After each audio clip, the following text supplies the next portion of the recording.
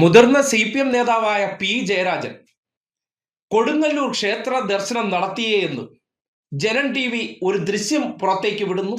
കേരളത്തിലെ മാപ്രകൾ എത്ര പെട്ടെന്നാണ് ആ വാർത്ത ഏറ്റെടുത്ത് ഒരുപോലെ ആ ദൃശ്യം പ്രചരിപ്പിക്കുന്നു നോക്കണേ. ഈ അടുത്ത ദിവസം VD സതീശൻ മുഖ്യമന്ത്രിയാകുന്നതിന് മുന്നോടിയായിട്ട് മംഗലാപുരത്ത് പോയി അദാനി ഗ്രൂപ്പ് പ്രസിഡന്റ് ആയിട്ടുള്ള കിഷോർ ആൽവയുമായി ദുരൂഹ കൂടിക്കാഴ്ച നടത്തിയ ദൃശ്യം ഇതുപോലെ കേരളത്തിലെ ഒരു മാധ്യമം റിപ്പോർട്ട് ചെയ്തു. പക്ഷേ ഒരു ചാനലുകൾക്കും, പ്രത്യേകിച്ച് മനോരമയ്ക്കോ ഏഷ്യാനെറ്റിനോ മറ്റൊരു ചാനലുകൾക്കും അതൊരു വാർത്തയായി തോന്നിയതേയില്ല. അങ്ങനെ ഒരു ദുരൂഹ കൂടിക്കാഴ്ചയുടെ വാർത്ത ജനങ്ങളെ അറിയിച്ചത് പോലുമില്ല. ജാഗ്രത നോക്കണേ. ജനം TV കൊടുങ്ങല്ലൂരിൽ ദർശനം നടത്തി എന്ന പേരിൽ പ്രചരിപ്പിച്ച വീഡിയോയെ സംബന്ധിച്ച് പി ജയരാജൻ വളരെ കൃത്യമായി മറുപടി പറഞ്ഞിട്ടുണ്ട്. അതായത് CPM നേതാക്കന്മാർ ആരും ക്ഷേത്രത്തിൽ കയറില്ല, അല്ലെങ്കിൽ ക്ഷേത്രത്തിൽ പോയി കഴിഞ്ഞാൽ അത് ദർശനം നടത്താനാണ് എന്ന് ഇവർ കരുതുകയാണ്. എന്നാൽ എന്താണ് താൻ കൊടുങ്ങല്ലൂർ ക്ഷേത്രത്തിൽ പോകാനുണ്ടായ സാഹചര്യമെന്ന് അദ്ദേഹം വളരെ വിശദമായി തന്നെ സോഷ്യൽ മീഡിയയിൽ കുറിച്ചിട്ടുണ്ട്. ആ പോസ്റ്റ് ഇങ്ങനെയാണ്: സനാതനികളുടെ ഹിന്ദുത്വ വഴികൾ എന്ന പുസ്തകത്തിന്റെ രചനയിലാണ് ഞാനിപ്പോൾ. ആ പുസ്തകത്തിലെ ഒരു അധ്യായം ബ്രാഹ്മണീയമല്ലാത്ത ആചാര രീതികൾ ഇപ്പോഴും നിലനിൽക്കുന്ന ആരാധനാലയങ്ങളെ കുറിച്ചാണ്. അത്തരത്തിലുള്ള പ്രധാനപ്പെട്ട ഇടങ്ങളിലൊന്നാണ് കൊടുങ്ങല്ലൂർ കാവ്. കഴിഞ്ഞ ദിവസം ഒരു കോടതി ആവശ്യത്തിനായി കൊച്ചിയിലേക്ക് പോകുന്നതിനിടെ യാദർച്ഛികമായി കൊടുങ്ങല്ലൂരിൽ ഭക്ഷണം കഴിക്കാൻ വാഹനം നിർത്തുകയുണ്ടായി. തൊട്ടടുത്ത് തന്നെ ഉണ്ടായിരുന്ന കൊടുങ്ങല്ലൂർ കാവിനെ കുറിച്ച് പഠനങ്ങളിലൂടെയും വായനകളിലൂടെയും നാട്ടനുഭവങ്ങളിലൂടെയും പല കാര്യങ്ങളും അറിഞ്ഞിരുന്നുവെങ്കിലും നേരിട്ടുള്ള അനുഭവം ഉണ്ടായിരുന്നില്ല. അതിനാൽ തന്നെ അവിടെ നേരിട്ട് പോയി എല്ലാം കാണണമെന്ന് തീരുമാനിച്ചു. കൊടുങ്ങല്ലൂർ കാവിലെ കോഴിക്കല്ല്, തവിട്ടുമുത്തി, വസൂരിമാല പ്രതിഷ്ഠ എന്നിവ സാധാരണ ക്ഷേത്രങ്ങളിൽ കാണുന്നത് പോലെയല്ല. അവയ്ക്കെല്ലാം സവിശേഷമായ ചരിത്ര സാംസ്കാരിക പശ്ചാത്തലമുണ്ട്. നേരിട്ട് കണ്ട് മനസ്സിലാക്കേണ്ടവയാണ് അവ. VT ഇന്ദുചൂടൻ കൊടുങ്ങല്ലൂർ കാവിനെ കുറിച്ച് എഴുതിയ പുസ്തകത്തിന്റെ പേര് തന്നെ സീക്രട്ട് ചേംബർ എന്നാണ്. ആ രഹസ്യ അറയെക്കുറിച്ചുള്ള സങ്കല്പങ്ങൾ എന്തൊക്കെയാണ്, അതിന്റെ ചരിത്രപരമായ പശ്ചാത്തലം എന്താണ്, ജനവിശ്വാസങ്ങൾ എങ്ങനെ രൂപപ്പെട്ടു എന്നൊക്കെയുള്ള കാര്യങ്ങൾ ഏതൊരു ചരിത്ര അന്വേഷണ താല്പര്യമുള്ളയാൾക്കും കൗതുകമുണർത്തുന്ന വിഷയങ്ങളാണ്.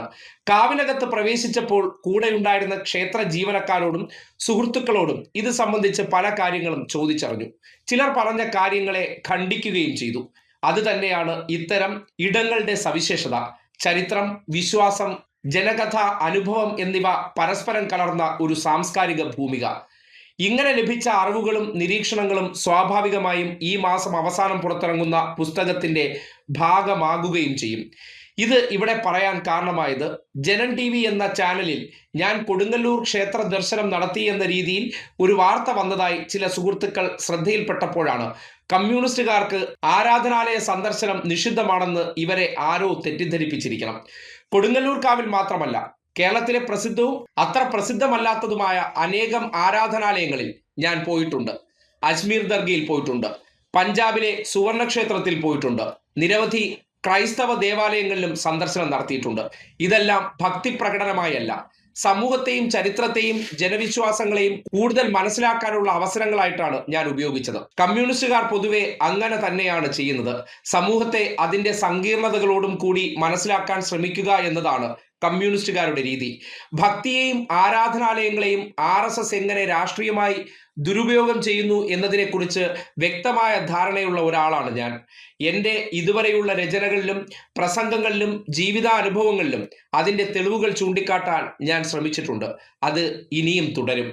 കൊടുങ്ങല്ലൂർ കാവിൽ പോയതുകൊണ്ട് ഞാനൊരു ഭക്തൻ ആയി മാറിയെന്നോ, ആരാധനാലയങ്ങളെ മാറ്റി നിർത്തിയാലേ ഈ നാടിൻ്റെ സാമൂഹ്യ ചരിത്രം പഠിക്കാൻ കഴിയൂ എന്നോ ആരെങ്കിലും പ്രചരിപ്പിക്കാൻ ശ്രമിക്കുന്നുവെങ്കിൽ അവരോട് സഹതാപമേ ഉള്ളൂ.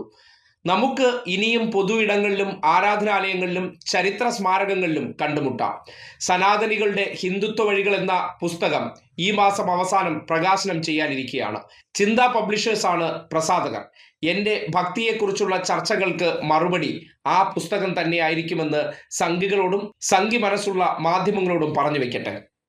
ഇതാണ് കുറിപ്പ്. എന്തായാലും സംഘികളെല്ലാം കൂടി കൊടുങ്ങല്ലൂരിൽ പതുങ്ങിയിരുന്ന് ആ ദൃശ്യം ഷൂട്ട് ചെയ്ത് മനോരമയ്ക്ക് അയച്ചു കൊടുത്തൊരു വിവാദം ഉണ്ടാക്കിയതിലൂടെ പി ജയരാജൻ പുറത്തിറക്കാനിരിക്കുന്ന ഒരു പുസ്തകത്തിന് വലിയ പബ്ലിസിറ്റി ഉണ്ടാക്കാൻ കഴിഞ്ഞു എന്നുള്ളതാണ് യാഥാർത്ഥ്യം. ഹിന്ദുത്വ വഴികൾ എന്ന പുസ്തകത്തിൽ ബ്രാഹ്മണിസത്തിനെതിരെയും RSSന്റെ ക്ഷേത്രങ്ങൾ കേന്ദ്രീകരിച്ചുള്ള പ്രവർത്തനങ്ങളെയെല്ലാം തുറന്നു കാട്ടുന്ന എഴുത്തായിരിക്കുമെന്ന് ഉറപ്പായിട്ടുണ്ട്. എന്തായാലും സംഘികൾ പതുങ്ങിയിരുന്ന് ചെയ്ത ആ ഒരു ഫോട്ടോഷൂട്ട് കൊണ്ടുണ്ടായ ഗുണം കമ്മ്യൂണിസ്റ്റുകാർ ആരാധനാലയങ്ങളിൽ അതിന്റെ ചരിത്രങ്ങൾ മനസ്സിലാക്കാനും അതുമായി ബന്ധപ്പെട്ട കാര്യങ്ങളെക്കുറിച്ചൊക്കെ നോക്കിക്കാണാനും ആഗ്രഹിക്കുന്നവരാണ്. അവിടെ പോയവരെല്ലാം സനാതനികൾ പറയുന്നത് പോലെയുള്ള ആചാരങ്ങളിൽ പങ്കുചേരണമെന്ന നിർബന്ധ ബുദ്ധി അവർ നടത്താറില്ല. നാടിന്റെ ചരിത്രത്തിനൊപ്പം സഞ്ചരിച്ച ആരാധനാലയങ്ങൾക്കകത്ത് പ്രവേശിച്ചാൽ ബ്രാഹ്മണിസം പറയുന്ന ആചാരങ്ങൾ ചെയ്തേ മതിയാകുള്ളൂ എന്നുള്ള ആ ഒളിച്ചു കടത്തലിനെതിരെയാണ് അദ്ദേഹത്തിന്റെ ഭക്തി എന്നും അത്തരം ഇടങ്ങളിൽ പോകുന്നത് തൻ്റെ ജീവിതവുമായി ബന്ധപ്പെട്ട പൊതു ഇടങ്ങൾ, അത് ക്ഷേത്രങ്ങൾ മാത്രമല്ല ദർഗകളിലും ചർച്ചുകളിലും ഉൾപ്പെടെ പോയിട്ടുള്ള ചരിത്രത്തെക്കുറിച്ചും അദ്ദേഹം വിശദീകരിക്കുന്നു. അപ്പോൾ എന്താണ് കാര്യങ്ങളെന്ന് നാട്ടുകാർക്ക് കൂടി ബോധ്യപ്പെട്ടല്ലോ. ക്ഷേത്രത്തിനകത്തുകൂടി ഒന്ന് കയറിക്കഴിഞ്ഞാൽ പിന്നെ ഭക്തനായി എന്ന് പറഞ്ഞ് നിർവൃതി കൊള്ളുന്ന പ്രചരിപ്പിക്കുന്ന സംഘികൾ മനസ്സിലാക്കുക, നിങ്ങളുടെ ഉള്ളിലെ പോലെ അടഞ്ഞ ചിന്താഗതിയല്ല ഈ ലോകത്തുള്ള എല്ലാ മനുഷ്യർക്കുമെന്ന് ഒന്ന് മനസ്സിലാക്കുന്നത് നല്ലതായിരിക്കാം. പിന്നെ ഒരു സമാധാനം കിട്ടാനും നിർവൃതി കിട്ടാനും ഇത്തരം ചിത്രങ്ങൾ പ്രചരിപ്പിച്ച് ഇതാ ദൈവങ്ങളടുത്ത് വന്നേ എന്ന് പറഞ്ഞ് നിങ്ങൾക്ക് സമാധാനിക്കാം.